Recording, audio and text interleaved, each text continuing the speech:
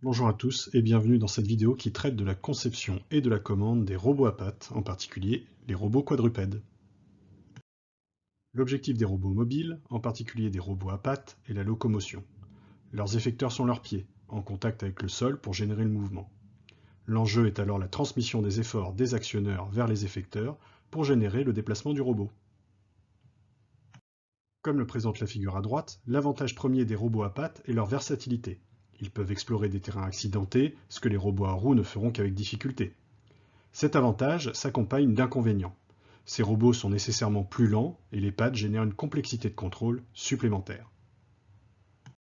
Les robots à pattes sont généralement caractérisés par le nombre de pattes qu'ils possèdent. Ce choix influe directement sur la complexité du contrôle associé à ces robots.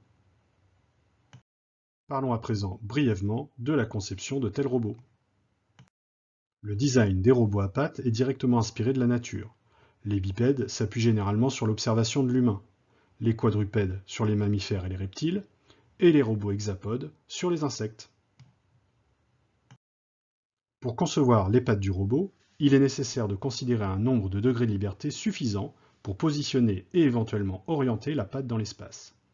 Si on considère que la patte peut être en liaison ponctuelle avec le sol, alors 3 degrés de liberté entre le corps et la patte sont suffisants pour positionner le point correspondant dans l'espace.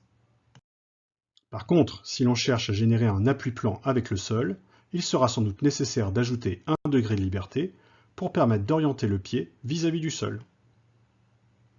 L'intérêt de générer un contact plan est de maximiser la surface au sol, et nous verrons que c'est utile pour la stabilité du robot. Cette augmentation du nombre de degrés de liberté améliore donc la manœuvrabilité du robot, mais augmente également la complexité de son contrôle. Il faut donc trouver un compromis entre le nombre de DDL par patte et la complexité de commande. Pour contrôler le robot, on pourra raisonner avec des outils de modélisation classiques. Dans ce cas, chaque patte est équivalente à un robot manipulateur et pourra être modélisée comme tel, en considérant la base du corps du robot comme étant mobile. On pourra alors écrire directement le modèle géométrique direct de chacune des pattes. Pour conclure sur le design des pattes, le minimum de degrés de liberté par patte est théoriquement de 2, pour pouvoir à la fois lever et avancer cette patte. Néanmoins, cette architecture basique est limitée et rend peu manœuvrable le robot. Gestion de l'orientation du corps notamment. En général, on trouve des architectures à 3 degrés de liberté, permettant de positionner le pied dans l'espace. Les robots les plus sophistiqués vont avoir des degrés de liberté supplémentaires, comme par exemple à la cheville, pour permettre un bon contact du pied avec le sol. On remarque également que le choix de positionnement des genoux est stratégique chez les quadrupèdes. À présent, nous allons parler du type de démarche que peut adopter ce type de robot.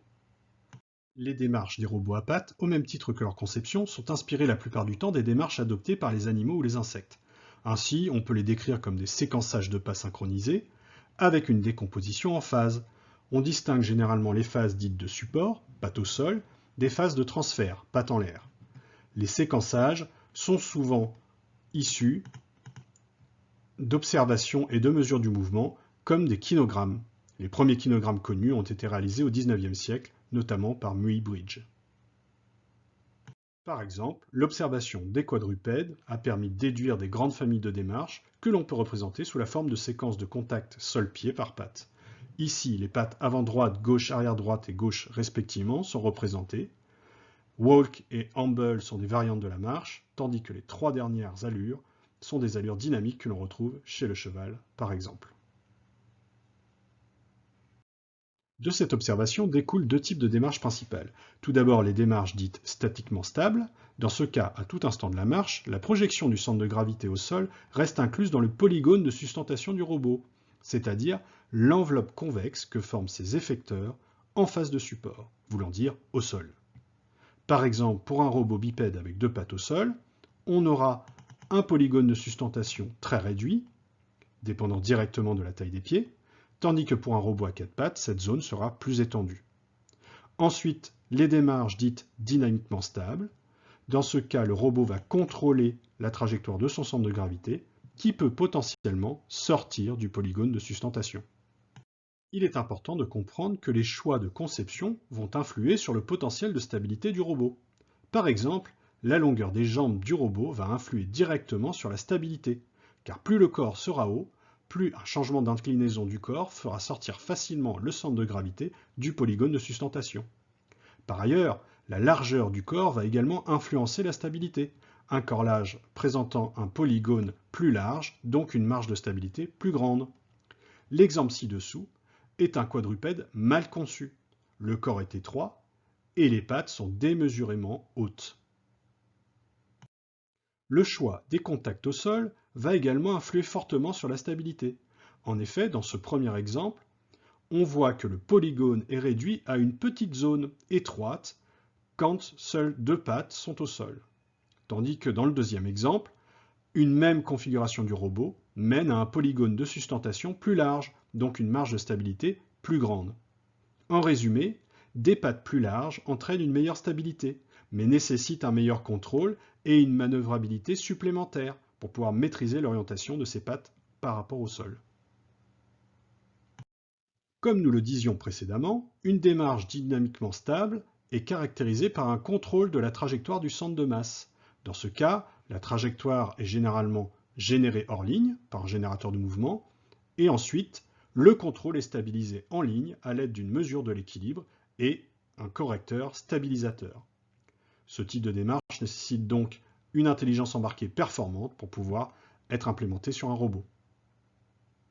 Ainsi, le choix de la démarche dépend des objectifs et des ressources disponibles pour concevoir et fabriquer le robot. Les démarches statiques sont simples à générer et à contrôler, mais lentes, et les démarches dynamiques sont beaucoup plus complexes à générer et contrôler, mais évidemment plus rapides et réactives que les premières.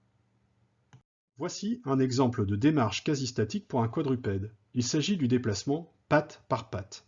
Dans ce cas, on commence par lever une patte, l'avancer et la poser. On procède ainsi avec la patte opposée, et ainsi de suite.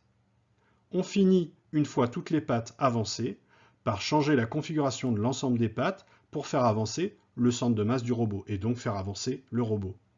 C'est une démarche très stable, mais c'est la plus lente imaginable, et de surcroît, le déplacement du centre de masse est effectué uniquement une fois qu'on a réalisé un cycle complet de déplacement des pattes. Une variante de démarche quasi statique consiste à déplacer les pattes deux à deux en opposition. Dans ce cas, on prend les pattes avant droite et arrière gauche et on les déplace ensemble. On profite du déplacement aérien des pattes pour déplacer les autres pattes au sol et faire avancer le centre de masse du robot. En effet, lors de la phase suivante, on déplace les deux autres paires de pattes et pour garantir la stabilité du robot, on a besoin d'avoir fait avancer le centre de masse avant. C'est moins stable, le polygone de sustentation est étroit, directement dépendant de la largeur des effecteurs au sol. C'est plus rapide par contre puisqu'on a deux phases par pas, et cette fois-ci, toutes les pattes bougent à toutes les phases du cycle. En conclusion de cette introduction sur les robots à pattes, gardez à l'esprit que l'architecture du robot est intimement liée à son contrôle et ses performances, à la fois pour lui permettre d'acquérir des démarches plus ou moins performantes, mais aussi lui permettre d'être plus ou moins versatile en fonction du terrain qu'il a à parcourir. Le choix de ses effecteurs, la taille de ses jambes, la taille de son corps, influent tous sur la stabilité du robot et sa capacité à faire de grands pas. Il faut donc faire des compromis pour concevoir son robot. La nature reste une excellente source d'inspiration, donc soyez curieux. Merci de m'avoir écouté et à bientôt pour une prochaine vidéo.